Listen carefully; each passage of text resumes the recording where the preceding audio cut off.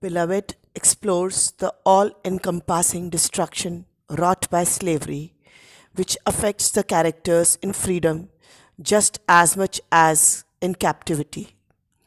The plot of Beloved follows two different stories. The first story takes place in present time, which is the year 1873 in Cincinnati, Ohio. The second story unfolds through flashbacks that tell of events that transpired in the past 18 years. Beloved centers around the story of Seth, a proud and independent woman who has escaped from slavery. Although the present time of the novel is 1873, the narrative frequently flashes back, providing a fragmentary view of Seth's life as a slave on a plantation known as Sweet Home, her escape from slavery, her journey north, and a terrible act of desperation that occurred shortly after her arrival at her mother in law's house in Ohio. Just 28 days after Seth reaches Ohio, white men from Sweet Home track her down. When Seth sees the men approaching, she ushers her children into a shed behind the house where she attempts to kill her two sons and her youngest daughter and succeeds in killing her eldest daughter. Seth's sudden act of violence represents one of the central inciting events of the novel, an incident that initiates the haunting of the house at 124, causes Seth's two sons to run away from home, and solidifies Seth's alienation from the local community. Seth, who is a fiercely protective mother, understands her attempt to kill her children as a merciful act meant to spare them the trauma and humiliation of slavery. However, the act of mercy does not go as intended. Afterwards, Seth must live with the burden of having murdered her own child. This memory becomes one among many other traumatic experiences from the past that continue to haunt Seth and cause her pain in the present. Seth longs to forget the many traumas of her past, but when Beloved, the ghost of a murdered child, shows up in material form, Seth quickly forms a codependent relationship with the young woman. This relationship effectively binds Seth to the very past she seeks to move beyond.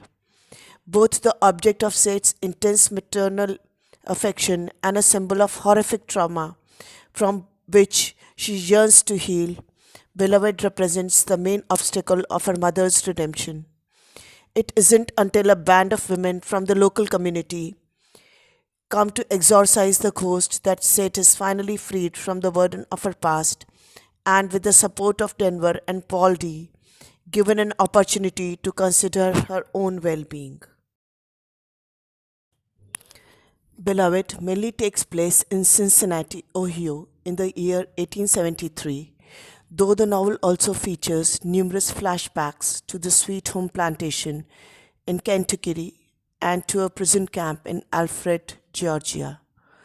Although it is not always clear when the flashback scenes took place, we know that they take place around 18 years in the past, since it has been 18 years since Seth escaped from Sweet Home and journeyed north to Ohio. At the time of Seth's escape, around 1855, slavery was still legal in the southern United States. In the present time of the novel, however, slavery is no longer legal.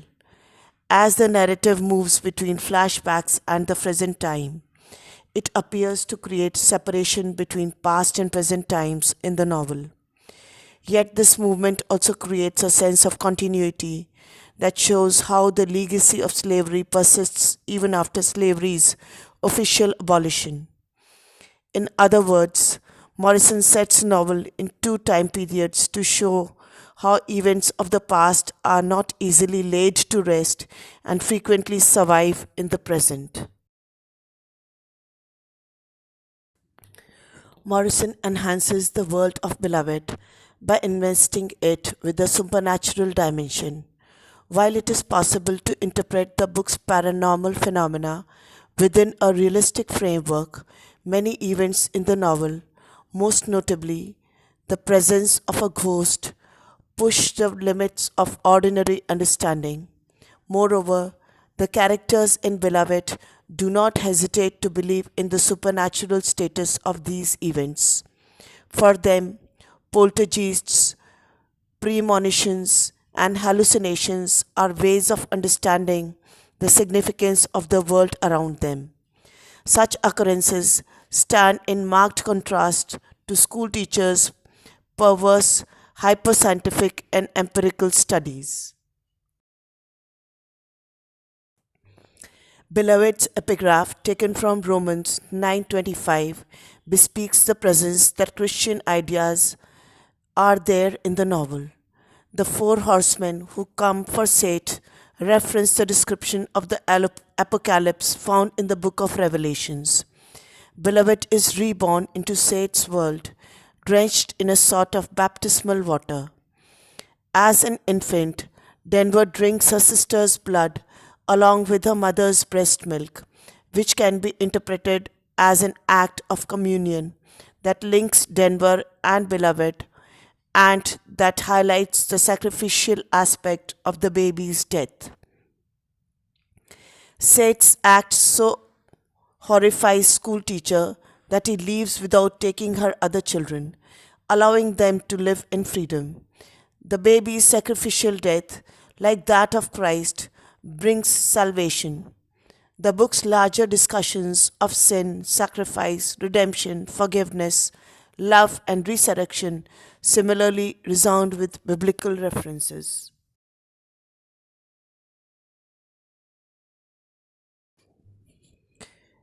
Colors from the red part of the spectrum, including orange and pink, recur throughout Beloved, although the meaning of these red objects varies.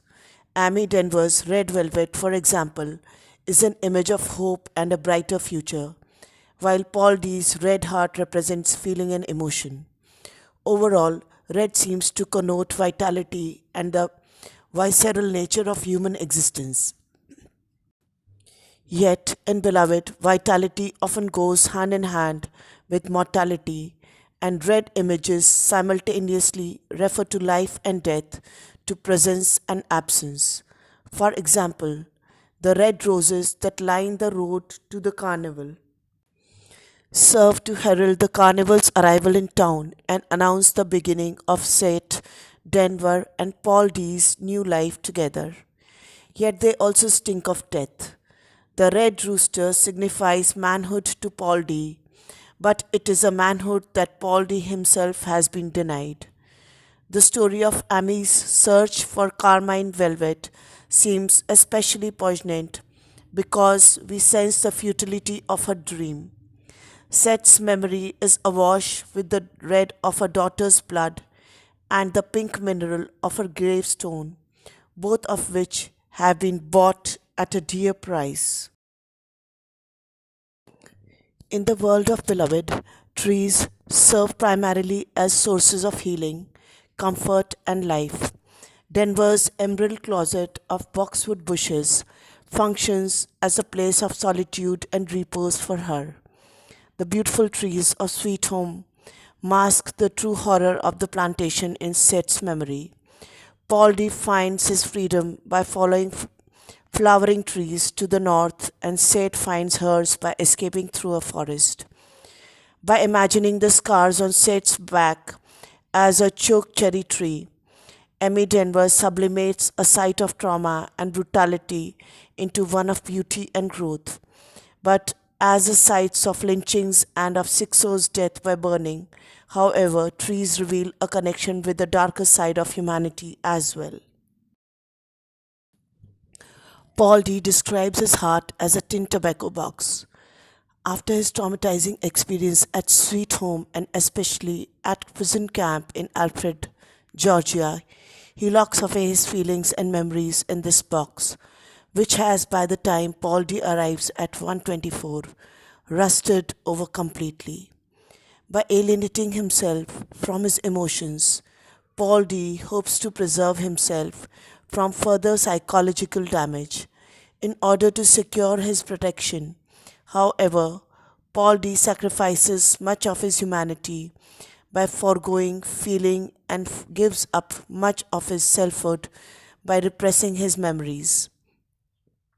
Although Paul D is convinced that nothing can pry the lid of his box open, his strange, dreamlike sexual encounter with Beloved, perhaps a symbol of an encounter with his past, causes the box to burst and his heart once again to glow red.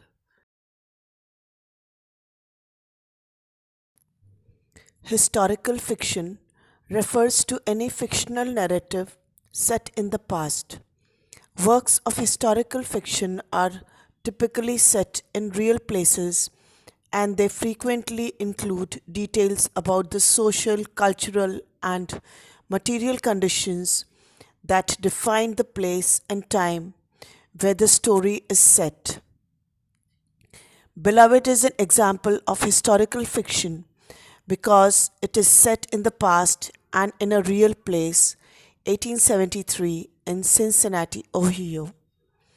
Though set nearly 10 years after the American Civil War and the abolition of slavery, the novel's many flashbacks frequently return the story to the pre Civil War South, where slavery was well established. Sates and Paul D's escape from the slave-holding South to the free North is therefore based on real American history and geography. Morrison also includes many historically accurate details in order to give a rich sense of the period, though the way she incorporates these details is chiefly fictional. One example is the iron bit that Paul D has to wear.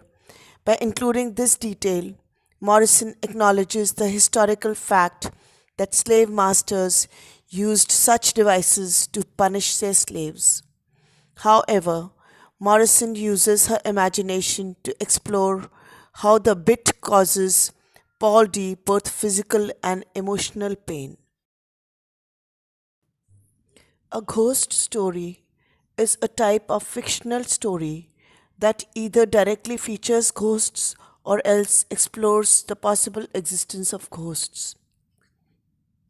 According to folk tradition, a ghost is the spirit of a dead person that can appear to the living. Though deceased, ghosts exist somewhere between life and death and they haunt the living due to some form of unfinished business that needs to be resolved before the ghost can finally be laid to rest. Ghosts also conventionally haunt particular places or people to which they are linked in life.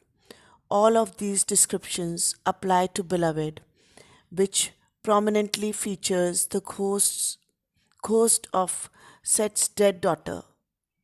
Initially, the ghost in the house at 124 is invisible, though she is able to manipulate physical objects in ways that frighten the house's inhabitants. After Paul D scares the ghost away in the opening chapter, the ghost takes a physical form in the strange young woman named Beloved. Beloved comes to 124 in order to haunt her mother, who killed her when she was just 2 years old. Though Beloved's haunting of Seth conforms to ghost story conventions, it also symbolizes the way that traumas of the past remain alive and haunt the present through memory. The style of Beloved is direct, yet nuanced and evocative. The syntax and word choice are straightforward, but the narrative presents details that cannot always be understood in their full significance on a first reading. Consider the novel's opening sentence: 124 was spiteful, full of a baby's venom. The first sentence is very short and grammatically straightforward. However, without the context to understand that 124 refers to a house number, the meaning of this otherwise simple sentence is difficult to make sense of right away. Likewise, a first time reader will not yet know that the sentence fragment, full of a baby's venom, refers to the ghost of a young child haunting the house at 124. Though direct, Morrison's blend of sensory details and evocative, haunting diction requires the reader to spend more time unpacking the core meaning. Though most of the novel is narrated by an anonymous narrator, the brief sections narrated by Seth, Denver, and Beloved each feature different styles that reflect each character's way of speaking. For instance, Seth's and Denver's speech patterns, though grammatically distinct, are both direct. By contrast, Beloved speaks in a heightened style that proves much more challenging to understand.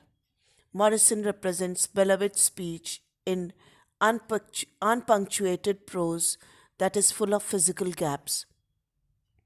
Some who eat nasty themselves. I do not eat the men without skin bring us their morning water to drink. Lacking the context necessary to make links between each discrete image, it is not immediately evident that beloved is talking what beloved is talking about. Instead, the reader must work harder than usual to interpret the language. The tone of beloved is elegiac, which means mournful or sad. The title of the novel itself suggests its elegiac tone. As the reader learns early on, beloved is a shortened version of dearly beloved. The phrase dearly beloved conventionally opens a funeral, and it's also the phrase partially carved on Seth's daughter's tombstone. In addition to the title, the dedication also clues us into the novel's elegiac tone. Dedicated simply to 60 million and more, Beloved mourns the massive number of people of African descent who suffered and died as a result of American slavery. Although the novel's overall tone is elegiac, it is also characterized by care and understanding. For instance, the narrator does not regard the characters with judgment, but rather frames their thoughts and actions in a way that enables the reader to understand their perspectives. The narrator does this even when presenting opposing points of view, as in the following example. Stampede abandons his efforts to see about Seth after the pain of knocking and not gaining entrance, and when he did, 124 was left to its own devices. When Seth locked the door, the women inside were free at last to be what they liked, see whatever they saw, and say whatever was on their minds. The narrator illustrates Stampede's frustration with Seth at being locked out of the house. Yet the narrator also shows that from Seth's perspective, locking the door gives rise to a previously unknown sense of liberty. The tone here is balanced and shows understanding for both Stampede's and Seth's perspectives.